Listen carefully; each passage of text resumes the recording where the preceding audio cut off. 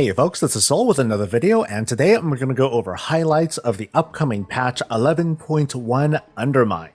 As a kind of last-minute gift, Blizzard deployed the PTR for us to at least data mine, and the actual testing will begin after the new year.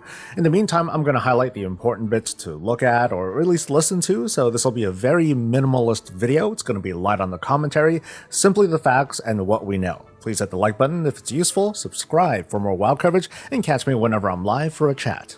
Tier set bonuses have been revealed. This was shortly after Blizzard announced the 2-set bonuses would be mostly split by role, while the 4-piece bonus is more class specific as we're used to. So here's how the new template works. For healers, their spells have a chance to proc a buff on their target. In this case, it's called Insurance. If the affected target drops below 40% health, Insurance is consumed and the target is healed.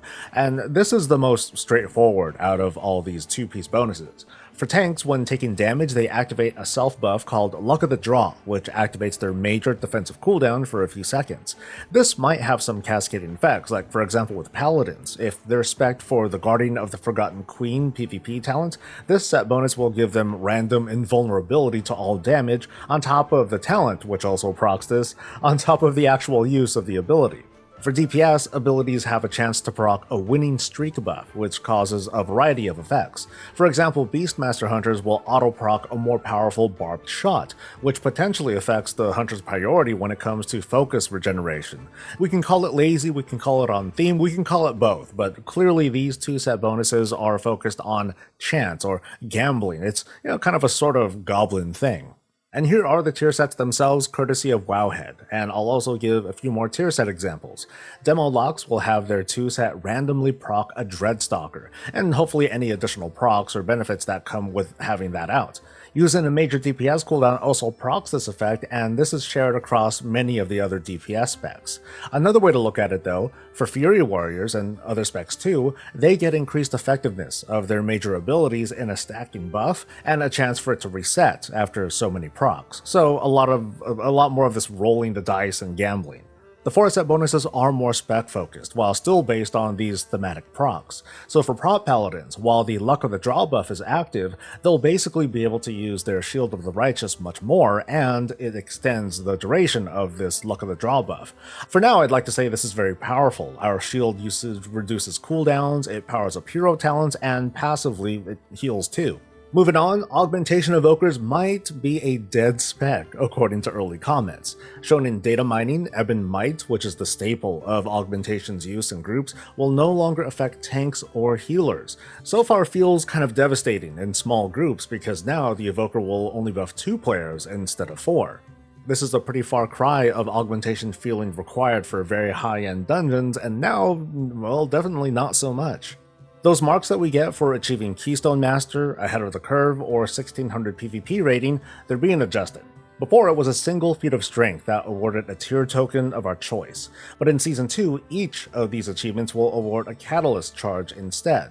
While we can potentially be rewarded 3 times, it's enough to choice in the early season, especially for high performers, where people are optimizing how they get tier in the most efficient way possible. For most anyone else though, it's not a huge change when we consider how much more accessible hero track gear is.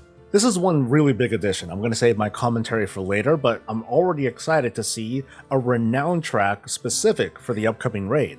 There are some safe presumptions to make here. I could be wrong, I'm just guessing that moving down this raid-based renown track is going to involve killing bosses. It's going to feel a lot like the finery we're farming from the current raid, where the difficulty doesn't exactly matter. And I'm thinking that perks are going to be shared across the Warband. I'm skimming through the list here, but as we progress, we're going to unlock quality of life perks, and transmog, and mounts, and NPCs to save on travel time inside the instance, faster run speed inside the raid outside of combat, of course. Eventually, we'll get throughput boosts, like this whole renown track is also going to act like a soft raid nerf. The raid skip is also attached to this track, and we're even going to get 2 dinar/bullion kind of currency to purchase something off of the raid's loot table. Just like other similar rewards, this new gear is going to have a big old upgrade track that can go all the way up to Mythic. I'll save the speculation for later, but so far this seems really neat. It looks like gilded crests will be earned from delves on a more regular basis at least. Datamining tooltips talk about the upcoming Undermined crests, and the gilded versions can be found from the Mythic Raid, +8 keys and higher, Delver's bounties, and now Delves gilded stashes from tier 11s.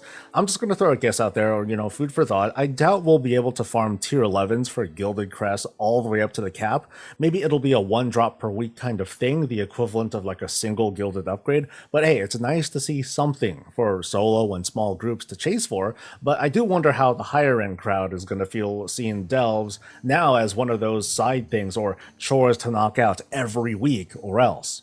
Now, in very, very important news, the Warband camp screen is looking to get all rizzed up or whatever with unlockable backgrounds. Datamining found an achievement linked to one of these backgrounds, which is a lore and exploration meta of existing achievements.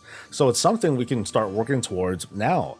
Also included for the camp screen are apparently different loadouts they're calling camp groups. We can put in the kinds of characters and backgrounds we want, or choose at random, which is kind of cool. Over in Mythic Plus World, a new elevated achievement is being added, Keystone Legend, which requires a Mythic Plus score of 2850. They should probably call this Keystone Duelist, because I imagine the population here is going to be very small, mostly, comprised of people competing for the MDI or Great Push, just to get this score. With this achievement, these players are basically locked into the hard mode without the affixes, because their keystones will no longer deplete below a 12. So it's like, for folks like me, hey, my key can't go under a 2, they just hit that new floor. Now, just a tiny bit of commentary here, this inspires an idea of introducing more achievements to act as additional floors, like if we graduate to a certain score or level, keys no longer deplete below level something or other. So just a thought. And that's it, at least for now, as the data mining continues. I'll be back later to do some additional commentary and how things went this week, because, well, suddenly there's a lot to unpack. Thanks for watching, like and subscribe, and I'll see you next time. Stay safe, stay healthy, and stay breezy.